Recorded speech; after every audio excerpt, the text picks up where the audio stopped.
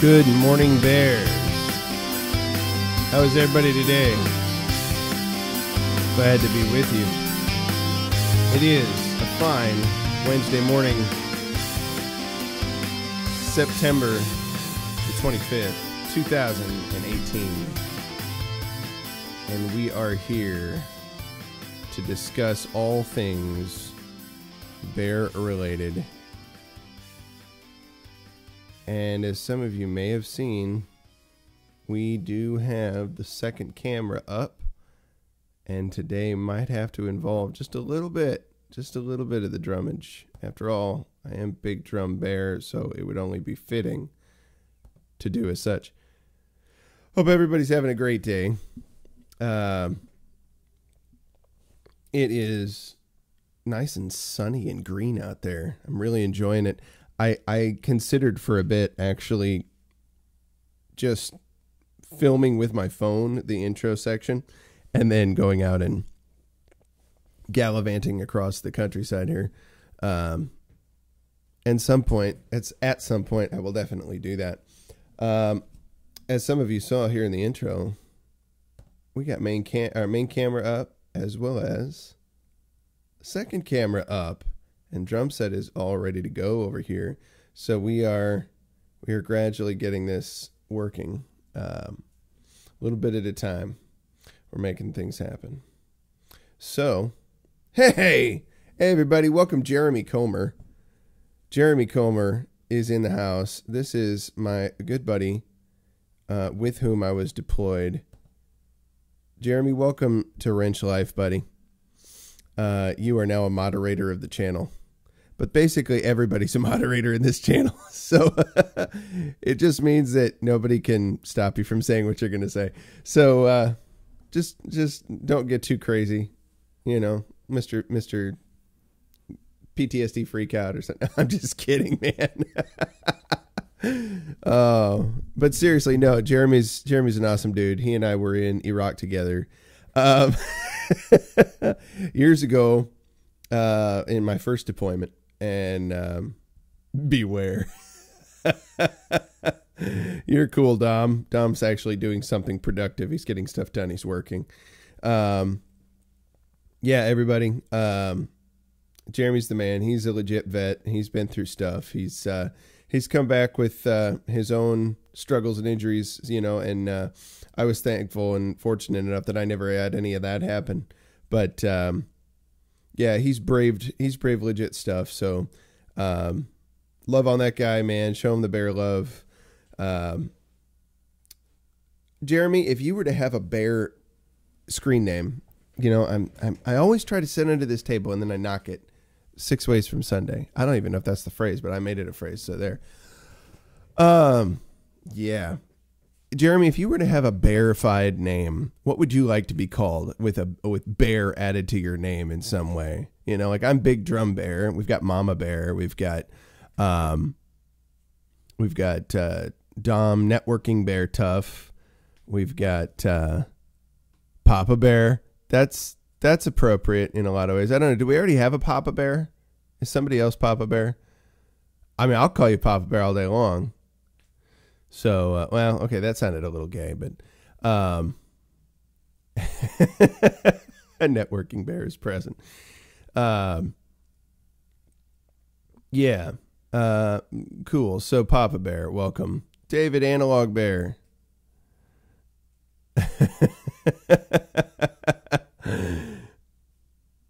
Oh, my goodness. Yes, it's true. George is Papa Bear? Who is George? Are you talking about Owen's dog? Or a different George?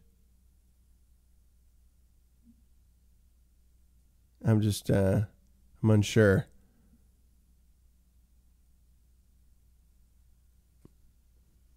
It's good to see everybody. It's good to see all these folks just rolling in here. I can't believe it. Hey, I'm actually closer to on time today. I was shooting for 9:15 and I got there. Oh, George Crocker is. See, okay. Right on. How about I don't know, something with a military thing in the middle of it. could be cool. Papa Army Bear? I don't know. Papa Wrench Bear? You could be Papa Wrench Bear. Jeremy was a mechanic for years. And the wrench is a big part of... Hey, Stephanie's here. This is Jeremy's wife, Stephanie. She's all up in the stream, too. So welcome her.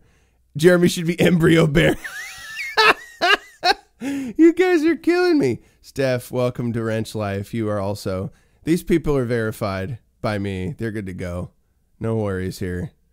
They're not furries.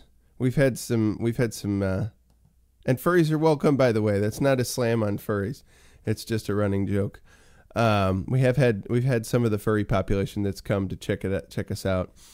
So we're getting some fandom in the furry community. It's kind of interesting. But yeah, welcome Stephanie and Jeremy. I'm so glad that they're here today. That's awesome. Monkey Wrench Bear. That's appropriate. That's totally it. Jeremy, you are Monkey Wrench Bear. We'll pipe that up the chain. I think that's appropriate. You should definitely be Monkey Wrench Bear. But yeah, vets are always welcome around here. It's a good thing. So today, I'm on my deeper topic agenda, I suppose. I've been thinking a little bit about what's an appropriate topic. You know, I've been watching some videos, some YouTube clips, some Instagram stuff. Oh, hey there. We got Percussion Bear has got a story for me. Well, let's see if I can open that story without getting rid of my window here, because I don't want to do that. It's a Daily Wire article. He's got, I'm going to have to read that here in a minute. Find out what that's all about. I bet it's interesting, but it's worthwhile. Probably haven't seen it yet. Oh, there's that big old yarmulke right in my face.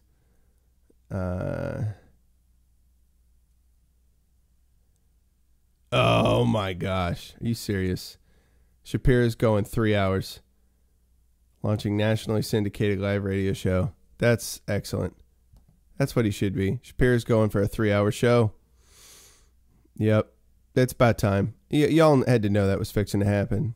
That had to happen.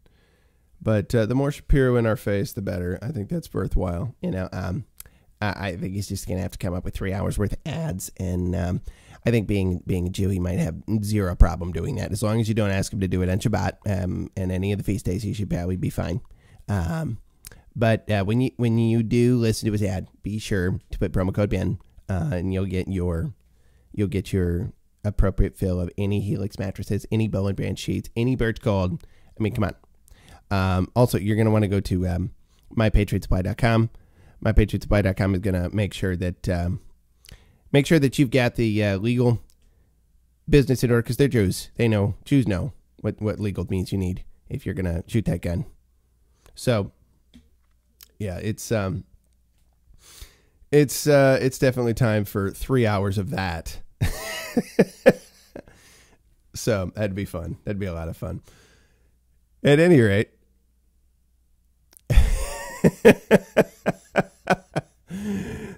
the agenda for today is to focus on the concept of truth. What is it? It's a good discussion, I think, to have. I was just watching an Instagram clip that Kyle Kashov, one of the other people that was at the one of the other folks that was at the Parkland shooting. Excuse me. Pardon me. I don't have a yawn button. Sorry, I couldn't stop that. It's morning. See, that's what happens when I do the show too early, right? 15 minutes earlier than I've been.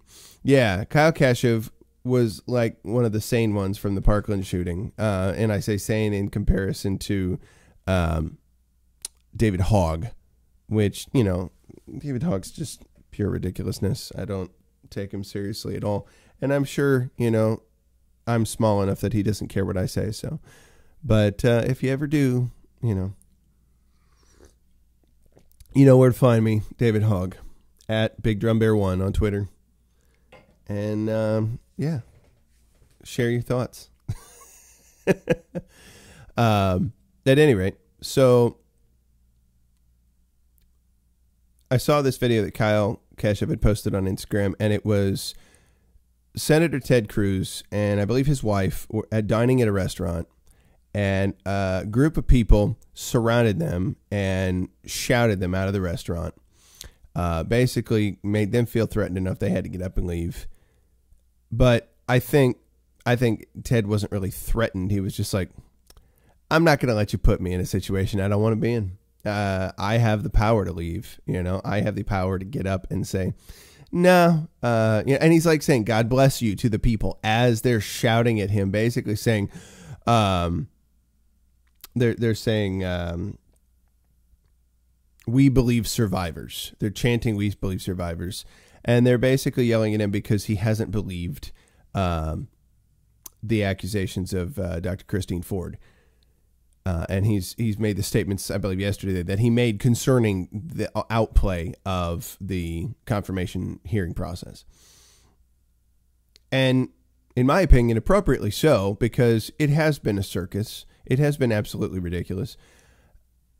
Last night, I caught one of the latest clips from Crowder in his interview with Juanita Broderick, discussing her encounter with her horrific encounter. It shouldn't be called anything less.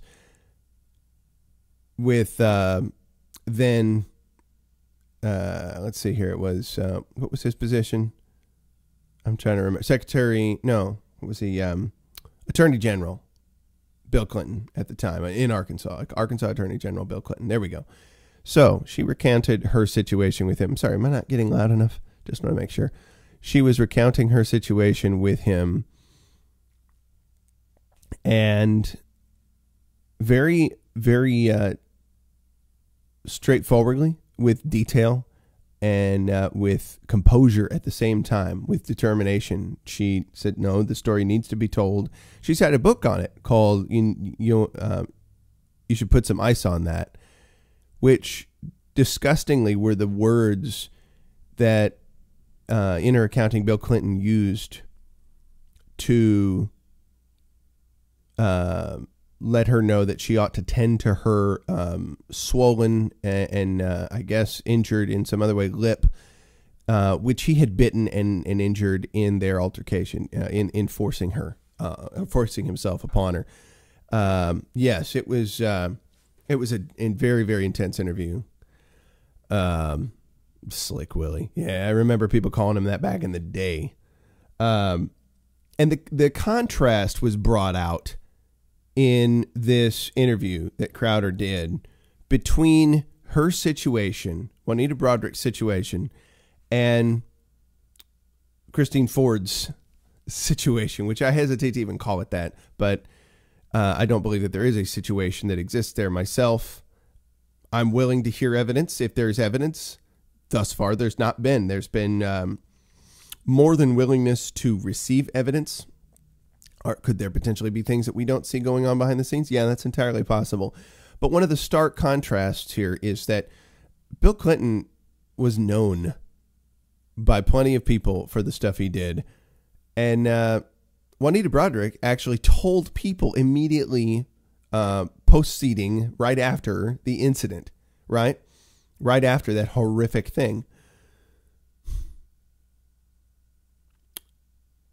The Kavanaugh situation, Dr. Ford, Miss Ford, whatever we would want to refer to her as, at this point, didn't say that.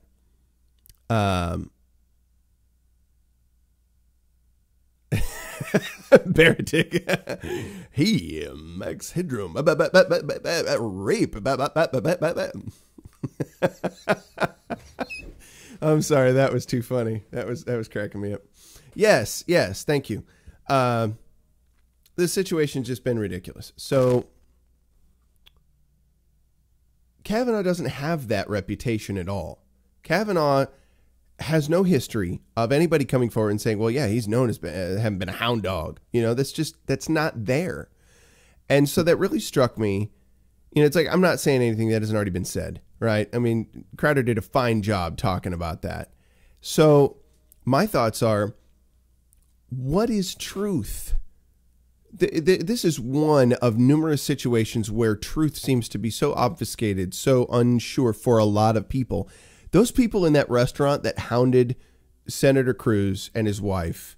It was Sovereign, was a virgin until late in college. And then you've got that dude like shouting to DNC pool boy in chief Chris Cuomo, as Crowder often affectionately calls him, which I just love the name. It's too funny. It's not my joke, I agree, but it's funny.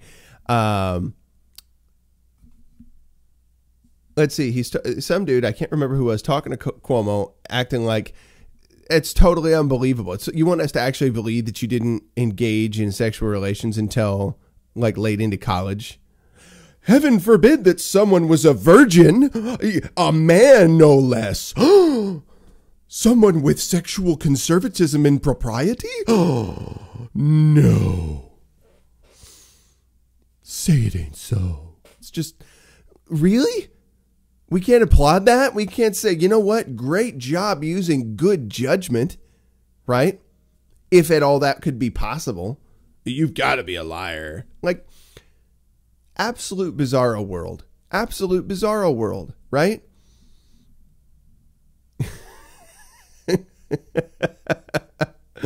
Oh man. See, I love being in I love watching the comments. I love interacting with people in these things. That's one of my favorite parts of doing these live streams.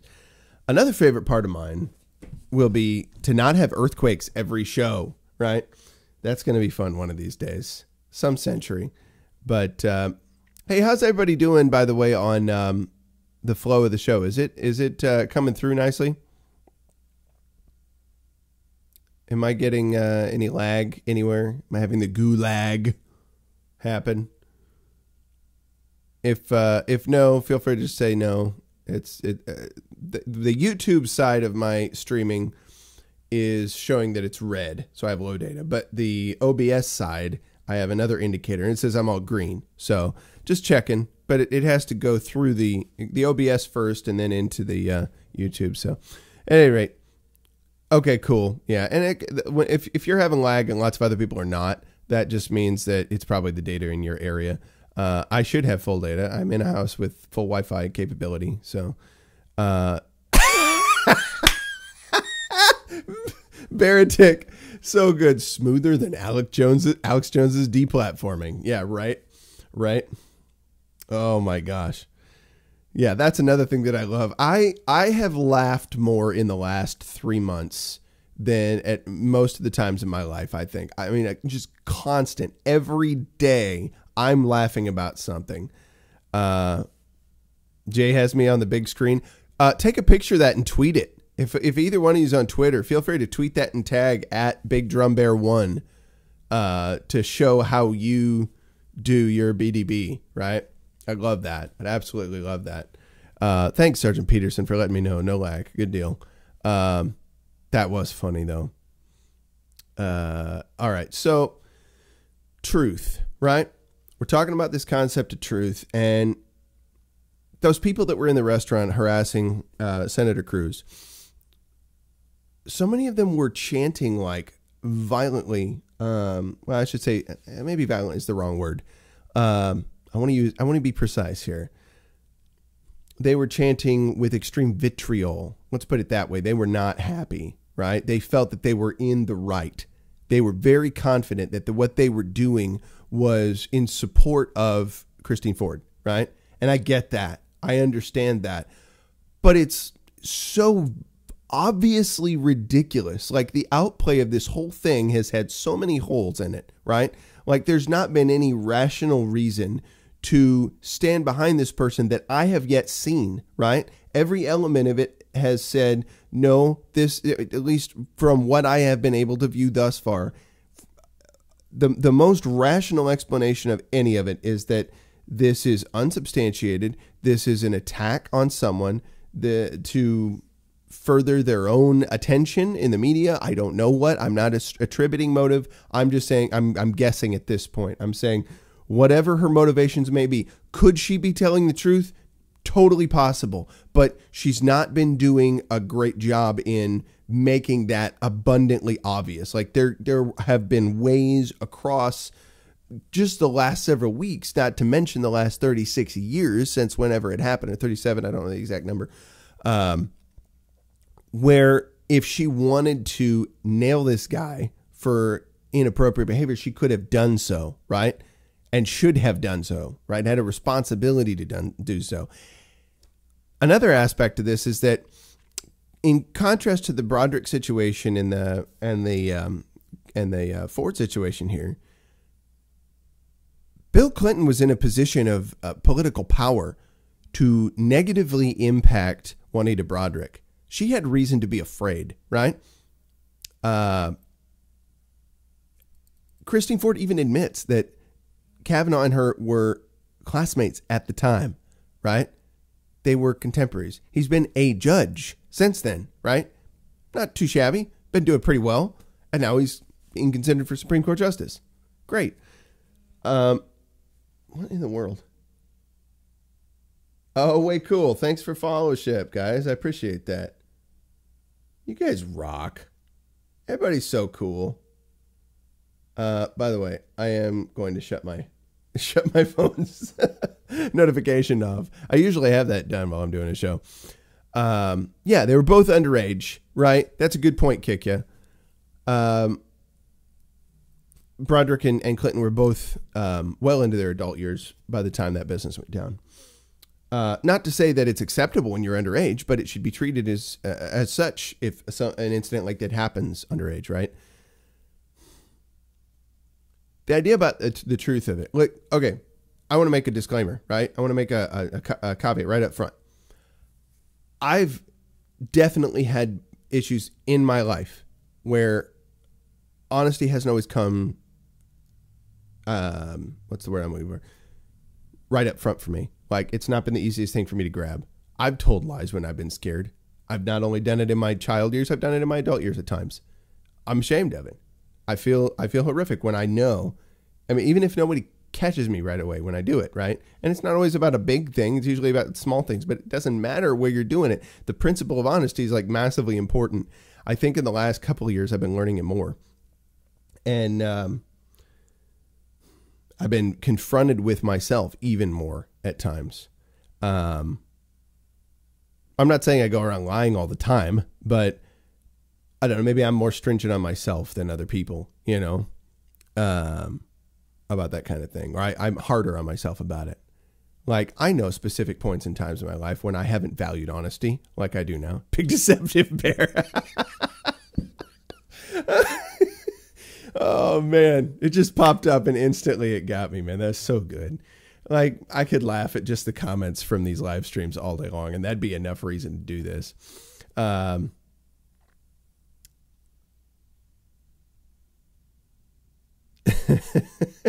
Just seeing some more hilarity in the comments here. Yeah, I have not embraced it in my life as much as I wish I had, right? And I think about my kids. Like,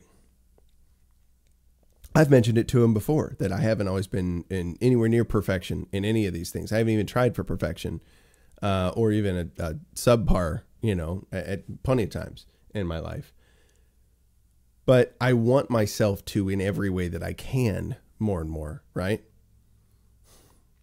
And why? Why is it important? Why is honesty or objective truth important? Why does it matter?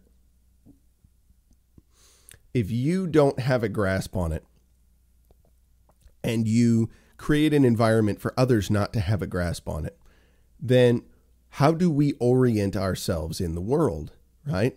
How do we know up from down, right from left? The other night, my wife and I were watching a little bit of an old Alfred Hitchcock Presents episode with my boys, my older boys. And this didn't seem to correlate, but it does now. It was an episode involving a big businessman, and he's out on the beach chilling with a buddy of his. They're in some sort of little cloth tent that you know, has a roof to it. It looks like, you know, 3 walls, but one wall is open to look out onto the ocean.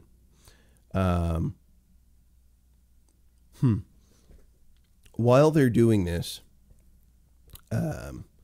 he's giving dictation to a secretary, the main character is, and then he gets a phone call. And the phone call is from one of the, I guess, one of the accountants from his business back in New York. And the accountant says to him, well, I've just gotten some sort of a notice here that I've been let go, and I wasn't sure if it was a joke or if you were kidding. It didn't make any sense. It's like, well, no, you know, it makes sense. You're fired. But I don't understand. What have I done wrong? You know, well, here's the situation in the company, you know, but yada, yada, yada. This is why it's going down. And so it needs to happen. It's like, but that situation didn't really involve me. I don't understand why I would be like, oh, you just have, you need to deal with it and move on, let it go, you know? And the guy starts breaking down like he couldn't understand how this could be happening because there wasn't any clear rhyme or reason, right? There wasn't any rationale behind this. It was just like, oh, you're doing a great job. You're going to play. No, you're fired, right? It's just like, no sense of reality there for him to grasp onto. He'd had that job for decades, right? Trying to do it faithfully. And all of a sudden it was ripped out from underneath him and he didn't know how to orient himself in the world. He was at a loss. He was in tears, you know? And so the main character is all like, oh, why do they have to cry? You know, what's wrong with that? This guy not having an understanding of what it means to have an anchor in your life, right? Not understanding the need for something stable, you know, the purpose behind life, perhaps why life is so precious and why you have to have some way to orient yourself in it. I mean, he's out doing whatever he pleases. He's like, oh, you know, I fired this guy and oh, it's so bad. His friend is trying to chide him and say, you know, that guy reacted like a human being. You know, it's probably to your benefit that he broke down now, right? So that he doesn't injure or off himself or, you know, end up doing something else stupid, come after you, for instance. Maybe him breaking down now prevented him from killing you. Who knows? In anger and rage. So the guy he listens to him, but not really. He's like, so you want to go catch some, you want to go out fish for some marlin or something later? Yeah, I suppose we could, you know, but I've got stuff to do. So it's just like moving right on past it, not even dealing with it. Hey, thanks, Blue Sky Bear. I appreciate that. We try around here. Just left me thinking. And it was interesting to let the boys see this too. The episode is, of course, in fine Hitchcockian fashion. Later on, that guy goes and gets into a car accident and is paralyzed, you know, in this car accident. And can't indicate to anybody that happens to wander by that he's still alive inside of his body. He looks like he's dead, but nobody knows. And so now he's just freaking out, you know. He has no way to orient himself. He has no way to communicate, right? He has no way to let people know the truth that he is in fact alive. So they're going to believe something that's not true, that he's dead, right? They're going to treat him as such. That's the environment he's living in. An environment that is now not informed by the fact that he is alive still. And so he's struggling, fighting against madness all of this time, struggling to communicate the truth that he is in fact not dead. Man, that was a lot deeper than I was expecting. You know, I just saw a twinge of the connection. And as I'm talking about it, it gets bigger. It gets more deep to me. That's why I like this. You know, I get what Jordan Peterson means when he's talking about enjoying doing the live presentations he does, because he's able to think in real time. He's able to actually work out some of these issues that people are interested these days right in front of people, right? As genuinely as he can. So that's of interest to me. That's really neat. When I have a chance to do the same. What is truth? I said it in the description. There was a man who was put as the procurator over Judea in about 32 AD, guy named Pontius Pilot. And he was confronted with this Yeshua, or Jesus of Nazareth. And Jesus spoke to him, and he's responding to Jesus' words. And he says to him, what is truth? He asks him that timeless question, what is truth? When he's being confronted with a man who has already openly said that he was the embodied manifestation of truth as we might understand it.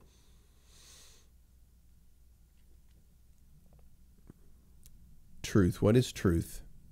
The Hebrew word is, I believe, emet. Correct me if I'm wrong, Steve. I believe the Hebrew word is emet. Truth. I've heard it put a number of different ways. One way in particular was pretty meaningful to me. When words and your actions are congruous, when your words and your actions line up, when you say what you're going to do and you do what you're going to do, right? When those align. Everything about Jesus' life as we have it recorded was that. Everything that he said he would do, he did. Some things he said he would do eventually haven't been done yet, but maybe that's not the time for it. It just struck me as interesting. It's not a lot of examples you can look to in life where you can see someone's actions and their words align continually. I agree with that, Field of Bears. Truth is an accurate description of reality, right? An objective reality that everyone, were they to take off their perceptional blinders, could be in agreement on. Because we all walk around with perceptional blinders. We all have them. And in some cases, we're able to come together and unite around certain things, despite those perceptional blinders.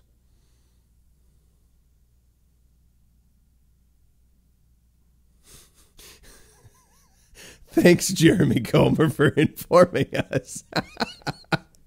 Jeremy Comer's back from the bathroom, everybody. Give him a hand. Give him a hand. In the midst of a deep topic. And that's what I get. I love this guy. That's why we're friends. Oh, man. If that's what if you are saying what I think you mean. Oh, man. Stephanie says it's so hard to find truth when most of things are based on lies. So what you might believe is truth are just lies. So how do you determine if what you say or believe is actually truth? Yeah. Yeah.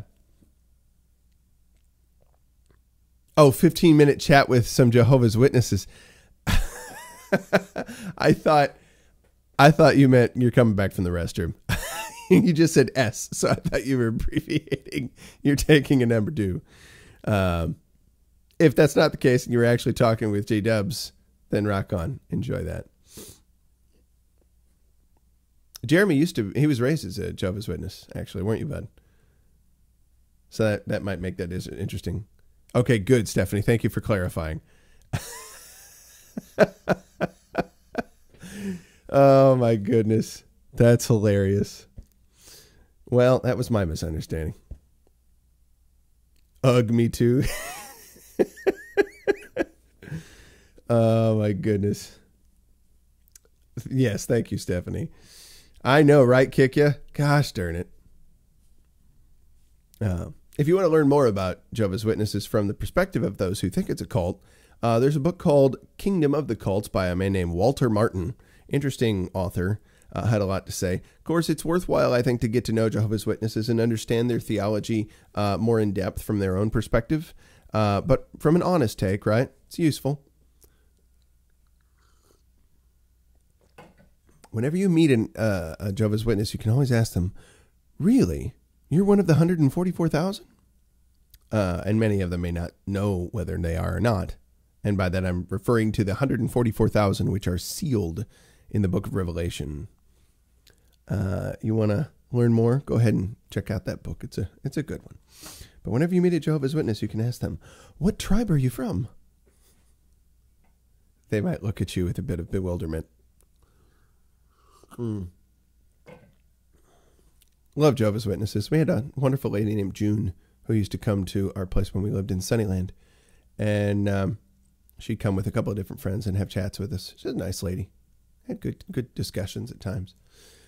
Not convinced by her by any means, but she was a nice, kind lady. Always enjoyed her.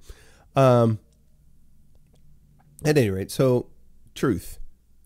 I'd love for you to put some comments in the comment section after this video about what you understand truth to be. And I think it's worthwhile that we not only give a definition, but we give some rationale as to why we hold that definition. And that's a part of establishing truth. Because if we all have different answers as to what truth is, if we all have subjective concepts of it, then doesn't that fly right in the face of the concept of objective truth? Isn't that a little bit of an oxymoron? It's a worthwhile thing to consider. What is truth? How do we know what truth is? How do we determine whether something is true or not? What's our method by which we determine truth? It's something to consider. We're constantly getting bombarded by stuff that is very likely not. I think one of the ways that I determine truthfulness from people is to make as much of a broad determination of their character, right?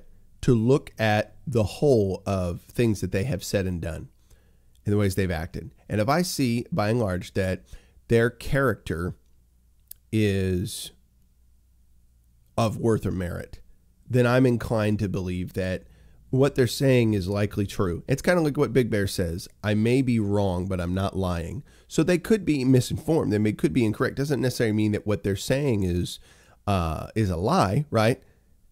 If what they're saying turns out to be not true, they could believe wholeheartedly what they're saying, right? They could think that that is the case. And if they're willing to say that maybe I'm not 100% on this, I have to admit I don't have all the information. That to me is another indicator that they are more likely correct in what they're saying, or what they're saying is true. It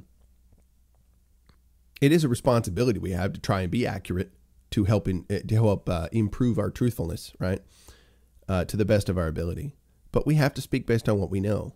And sometimes maybe we don't know it all. So if we can say with some degree of honesty, I'm not sure that I know it all, right? I'm pretty sure that I don't.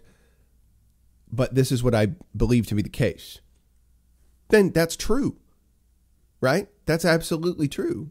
It is what you believe to be the case. So you can help to try and inform someone based upon your opinion and information you've gained. But I always say, don't take my word for it. Go check it out. Trust that I'm being honest with you. I want to build that kind of a relationship based on trust, but go learn more, don't consider me your end all, right? Do we tend to see that kind of attitude in people that identify with the far left as often? Are there some out there that are that way? Absolutely. Absolutely.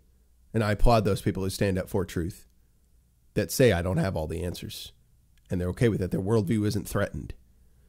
I suspect they may not understand the worldview as completely as they think they might, but they're not afraid, right? And maybe I don't understand their worldview as much as I might either, right? I don't claim to understand leftism, or what people would call leftism, in fullness. Just a guy, just trying to get through life, just trying to do right by my family. Want to earn a good living, and I want to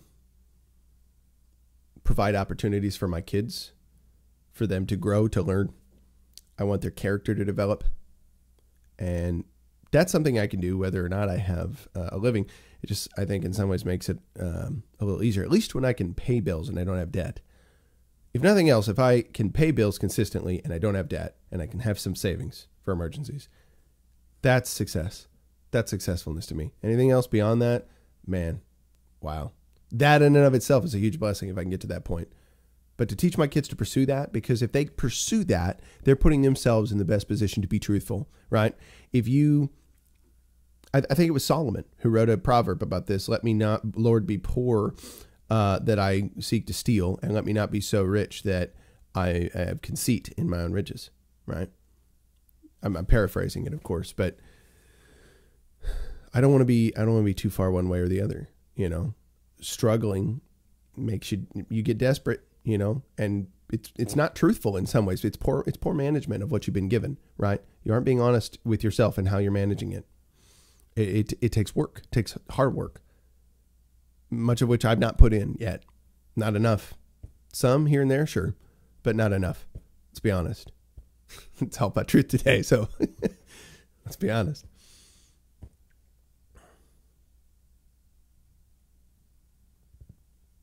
I don't know. Hey, Andrew, Jay, thanks for popping in, man.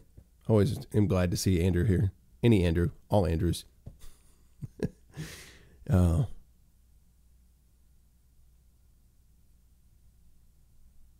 What was CCR's question, Mayor? I forget. Yeah, take it easy, Andrew. Pinder will stop the rain.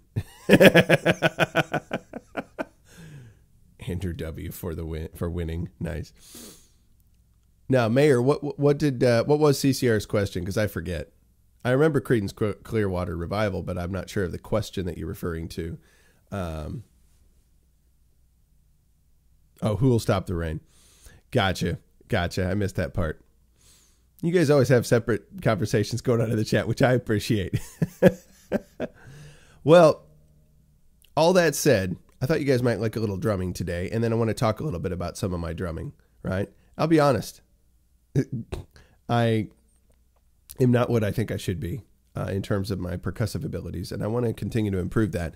But if I do that in front of you guys, then I have some degree of accountability. So I want to show you some things today. So we're going to switch over to this camera.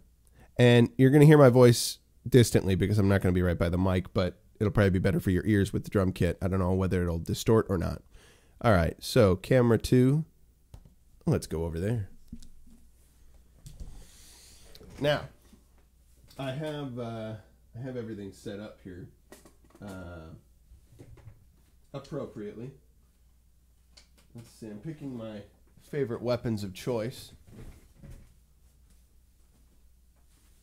Hey, what's happening? All right, so...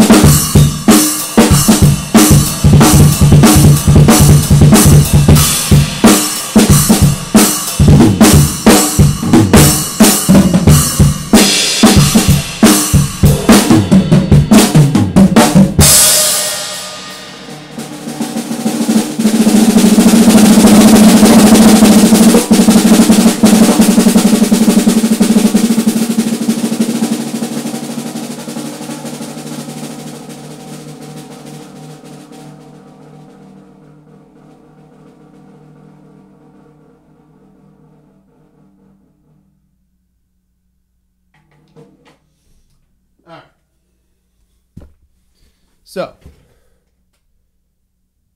let's fade back. Right. Let's see here. So, how did that go? Was that hearable? What's going on, Stephanie? You had to step out as well. So I don't know how much of that came through. I don't know how much of that was audible, but I figured I'd go with it for a little bit. And then we could come back. I could talk a little bit about what was going on there. So drum solo time once in a while, I think, is a good deal. Could be. Well, thank you. I'm glad it came through. That's a good deal. I'm testing this out as we do this because that's a lot of... thank you, Jeremy. I appreciate that, man.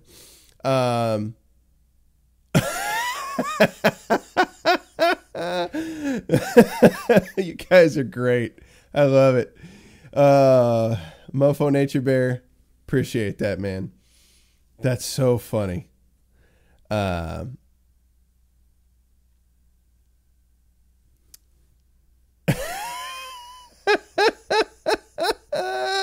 Oh, wow. I invited those two people into this stream, and that's what I get. Yes, yes. You had to turn it dirty, didn't you, Field of Bears? But aren't we already there? Aren't we already there if Jay's sharing the bathroom habits of his wife? And that camera on the drums, Baratic, is actually just a little Logitech webcam. That's all it is. So, yeah, it's not a high throughput. It's not a high data rate camera. It's given a pretty decent little image. I mean, you can see the kit nicely here. It doesn't look half bad, honestly. Everything's fairly clear, but I'm going to get better with it. I'm going to get a better one as time goes on. Yeah, it'll be better. So what I was doing there was a solo, and I started with just playing a groove, you know, a 1, 2, 4, right? Working around that sort of thing. And bringing in other little ideas, bringing in other little melodic segments, bringing in other little tonal elements or other fun rhythmic patterns, stuff like that, exploring what I'm capable of with the kit. Even going to the point of playing on the rims of the drums. Steve Pinder, all the cymbals you see here are from the company Saluda Cymbals. You can check out Saluda Cymbals at salutacymbals.com or drumgearonline.com. No, I'm not an endorser. I'd love to be. I'd love to get cheaper or freer stuff from them. Jamie Lambert's a great guy. He will custom design cymbals for you. That top cymbal on the hi-hat has the holes in it, right? That's probably what you're noticing.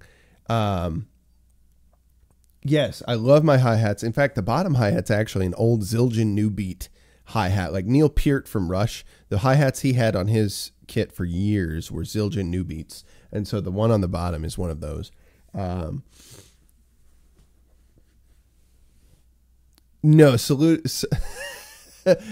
salud is like a toast in French, but Saluda was the name of a group of Native Americans that lived in the areas of South Carolina, all throughout that region. And a lot of areas within that region have been named, like the Saluda River that runs through Columbia, South Carolina. So because it's just a common term, a common name of a lot of different things within that area in South Carolina, the business owner went with the name Saluda. So that's where that comes from. But oh, it's in form of hello. Okay, I've also heard people say salud when they're toasting. That's also a French thing, to toast over dinner. Kind of like Vikings say skål, you know, similar type of idea, but different meanings, obviously. Yeah, so I'm playing through this piece that I've just coming up with improvisationally right here in the spur of the moment. And I want to maintain consistency in the groove portion. I'm going to move back over here for just a second because I want to talk about it as I'm doing it. We'll fade. So what I'm wanting to do with this is, hey, how you doing? What's happening? I was wanting to keep a nice, steady groove feel. Something that's reliable and consistent. Oh, you see the connection here? Because other musicians that might be playing with me in a situation need that more than anything else.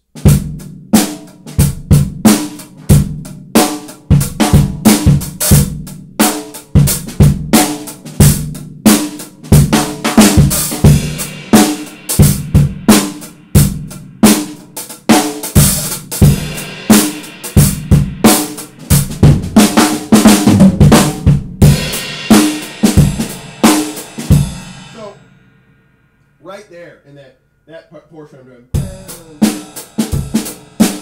I don't know if you can tell or if you can hear it in the audio, but I'm going 1 and 2 and 4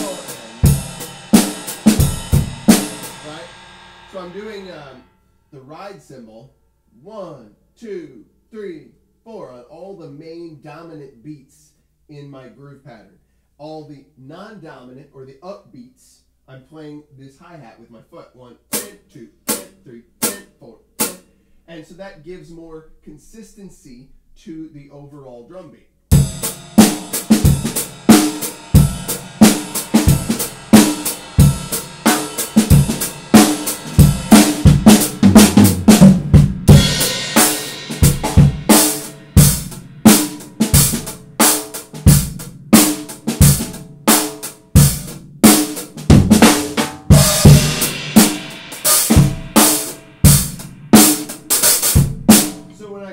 Playing on just the hi-hat and snare drum with bass drum stuff going on as well. I'm focused on the I'm dominating. I'm playing the dominant beats more loudly. I'm accenting those.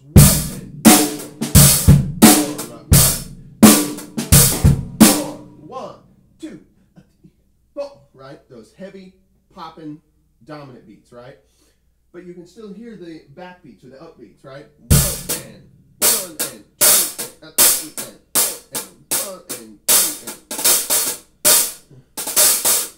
Little flourishes to embellish things, but to still stick to the consistency of the groove. That's the most important thing.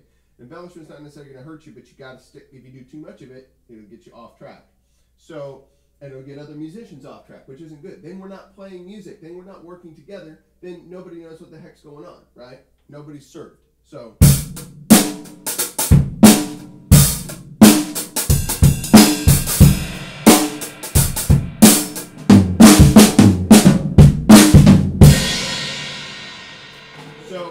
Even little things like that when I play transitions or what they call fills.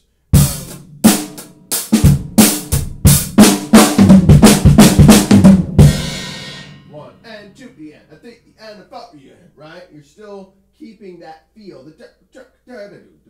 You still have the feel of the groove, the main pattern, emulated a little bit in the way I'm doing the fill, the transitional thing. That's just to get a little more emphasis with different voicings from the toms. Different little voices you can hear in these toms.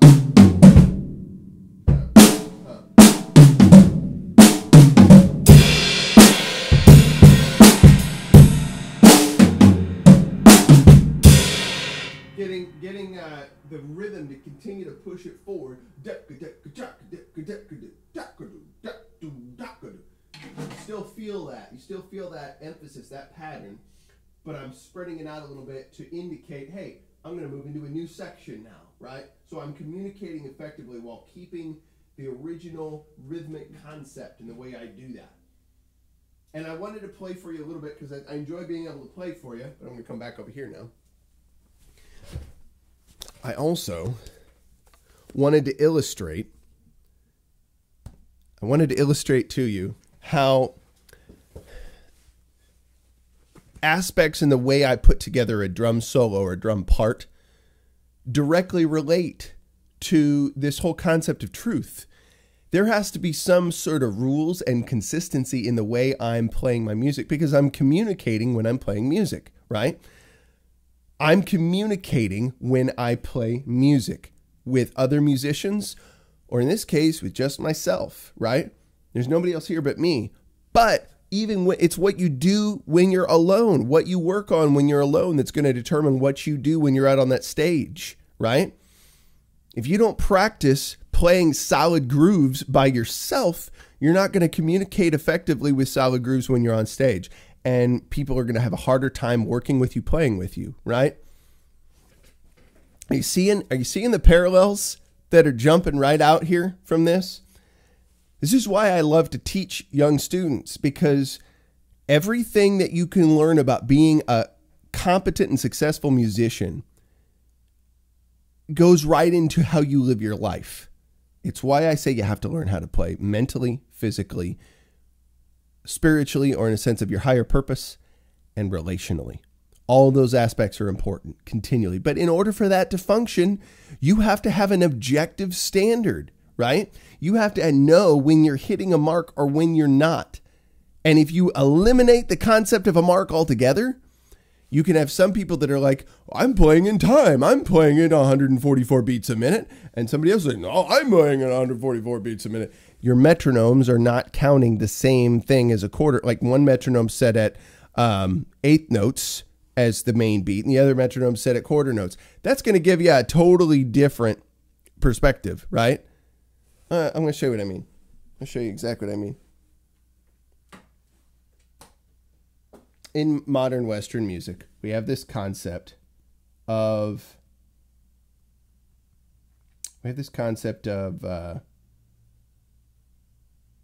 how we keep time. Most modern Western music is in what we call 4/4 time. 4 beats to a measure, and the quarter note, which is a specific designation of note, the quarter note is what is given the beat or the count, right? When we count 1, 2, 3, 4, that's counting a quarter note pulse, right? But we could have more than 4 quarter notes in a measure. I know that starts to get a little weird, right? We could have more than 4 quarter notes in a measure if we want to. We could have 5, and then it would be called 5/4 time. 5 beats per measure, but the quarter note is still the note designation or the value that is given the beat, right? Or the count. So here's 4/4 time for you. Remember, good old metronome. Uh-oh, Kodiak's going to be coming for me on this, right? So we're at really slow tempo. I'm going to turn the volume up. Hang on. Let me go with 80. 80 beats per minute.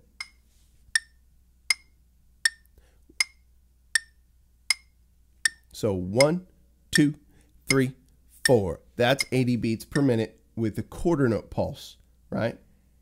And let's do 80 beats per minute with an eighth note pulse, right?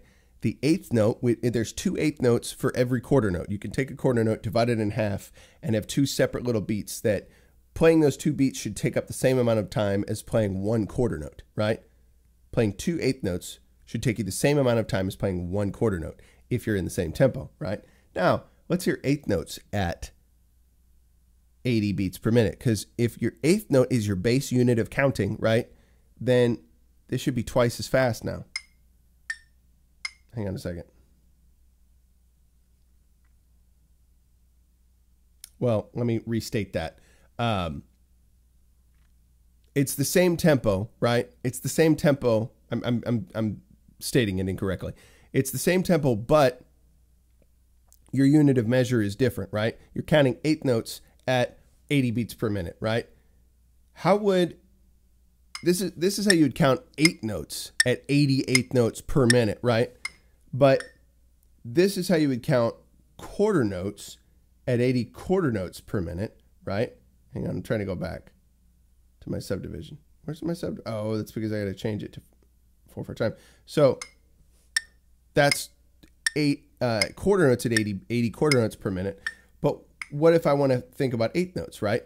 If the other person's thinking about eighth notes, right, at 80 beats per minute, then he's thinking what I did before. But if I'm thinking about eighth notes at 80 beats per minute, but the quarter note is my base unit, right? Not the eighth note. Then it's going to sound like this, right? 1, 2, 3, 4. 1, 2, 3, 4, right? That's my quarter note pulse And then what you're hearing the clicking of is the eighth note pulse. But if I'm thinking the eighth notes are the base unit, because I'm thinking in 4/8 time instead of 4/4 time, right? Then it's going to sound like this. That's going to be, so we're going to have different ways of measuring that, right? And my point is, you're not going to be on the same page. You're not going to play that music right. You're going to play that music very wrong. It's not going to sound good. If you're all doing different things, it's going to be a mess. The ideas of postmodernism would suggest to you, some of the tenets of postmodernism would suggest that there's no such thing as objective truth. Everybody's truth is relative, right? And there's even a building that was created. I've heard this anecdotally. I've never seen some of the stuff behind it, so I'll admit that up front. But there was a building supposedly that was created based on principles of postmodernism, right? There was no consistency in the way the floors were designed, in the way that wall fixtures, sizes of doors, all sorts of things. It was all different for different sections of the building. It was very unique, almost like a strange art project or something like that, right? But there was a person who was taken on a tour of it. I can't tell you. The person would have been relevant to suggest. I wish I could remember. This individual that went through there, who was not a postmodernist, he said, "This is very interesting, but did you use postmodernism in your design of the foundations? Did you use postmodernism in your design of the structure of the building to make sure that it doesn't fall down? Like, did all your designers use different rulers and different systems of measurement? Did they use completely different materials that wouldn't go together to create the foundation? Not so much, because you wouldn't have a functional building if you didn't have a standard for it to function on, right? This is true of music. This is true of how we communicate in the world with each other. If we don't have a standard of objective truth with which to communicate, then communication doesn't work, and people are disoriented in the world they live in, and it's not a fun place to be.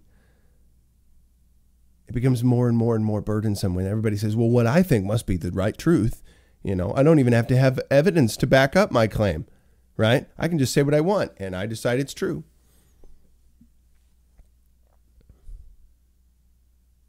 It's something to consider. It's something to consider. While you're considering that, I'd like you to consider one other thing. And do it, of course, at your peril. I think some of you may have a clue as to where I'm headed right now. A sad and disturbing occurrence happened last night.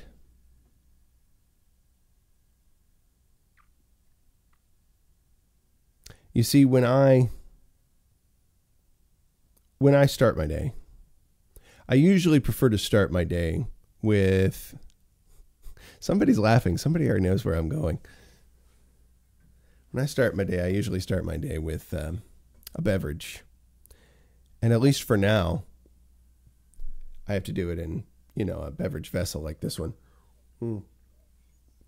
This beverage vessel, it doesn't really set an objective standard of truth for me in terms of reminding me how not ugly I am, right? It doesn't give me that clear standard of truth to remind me that there are those uglier than myself. And if you want to be reminded of just how ugly you are you want to be reminded of just how ugly you are not in comparison to others out there, you want to invest in a Pinder's Ugly Mug. Steve Pinder's Ugly Mug is now available from teespring.com. Link should be in the description. It will be available until Monday. I believe Monday midnight Eastern time. You want to grab yourself a Pinder's Ugly Mug, $14.99 right now at teespring.com. And if you go and purchase a Pinder's Ugly Mug, you too will have a standard. You too will have an anchor, a fixed point of reference in this world that tosses us about not knowing who's ugly and who isn't. Is it me? Is it Sheila over there? Is it Bob? No, it's Steve Pinder. He knows it, and he says it unashamedly. Now, if you want to know more about this, I encourage you to go to Steve Pinder's YouTube channel. He has just released a commercial to help you better understand just how much this mug will help be that fixed point of reference for you to navigate the world of who's ugly and who isn't. Steve graciously showcases himself after first waking up in the morning, or so it would seem, to further solidify the point that I'm driving home right now. Link is in the chat as we speak. So watch at your own peril. There's almost a Medusian quality to it. I don't see serpents in his hair as of yet, having watched it, but it's entirely possible. So orient yourself properly in the world. I was about to go Peterson on you. Orient yourself properly in the world. Go ahead and get yourself a Pinder's Ugly mug. Be advised, Jew mullets and shekels are not included. Sorry to say. Thank you much, folks, for taking the time to listen. And I hope that your eyes are not burning having left that image up as long as I did. Yes. That mug will pass for now. It's more of like a travel device. It's similar to the Leftist Tears tumbler, but not as asbestos lined. So we'll be all right. I worked on that deeply, B. West. I thought intently on not umming my way through it. All right, fun story. So I like to be open with my kids. Pinder's Ugly mugs burn onto your screen. That's so good. I love it. Oh, Stephanie for the win. Did you get that from the Walking Dead store? That is awesome. Well spoken, ma'am. I love it. You are officially a bear. Welcome. Okay. So I find it important to share certain things with my kids, especially my older boys. They're prepared for some of this. So I shared with them the fly spiral that Kodiak was so gracious to put together. And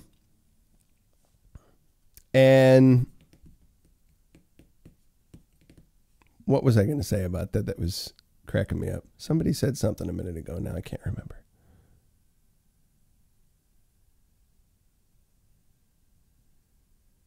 I forget. Oh, I had an interesting point, but it's gone now.